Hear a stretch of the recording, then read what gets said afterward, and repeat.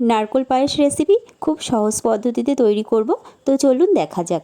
এখানে আমি একটা নারকোল নিয়েছি। নারকোলটাকে ভেঙে এই যে আঁচা থেকে আমি নারকোলটাকে ছাড়িয়ে নিচ্ছি।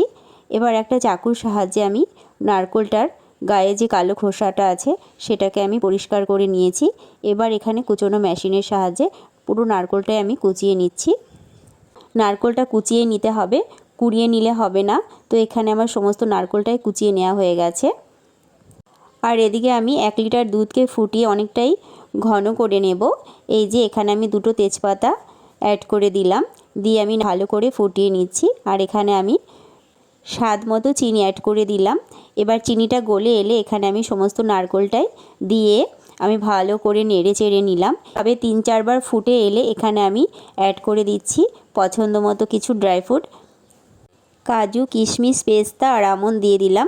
আর এই যে এখানে আমি দিয়ে দিলাম 1 চামচ মতো এলাইচি পাউডার, দিয়ে আমি ভালো করে নেড়ে চেড়ে নিয়ে এই যে রান্নাটা কমপ্লিট করে নিলাম। কতটা লোভনীয় লাগছে সত্যি বলছি, এটা খেতে কিন্তু খুব টেস্টি হয়, দারুণ খেতে লাগে। এই যে এখানে আমি বাড়ির সবার জন্য প্লেটে দিয়ে দিলাম। আর ওপর থেকে দিয়ে দিলাম কিছুটা পেস্তা কুচি। এবার পেস্তা কুচি দিয়ে এটা কিন্তু খেতে অপূর্ব লাগে। এভাবে একবার ট্রাই করে দেখবেন, দারুণ খেতে হয়, একদম ক্ষীরের মতো লাগে খেতে।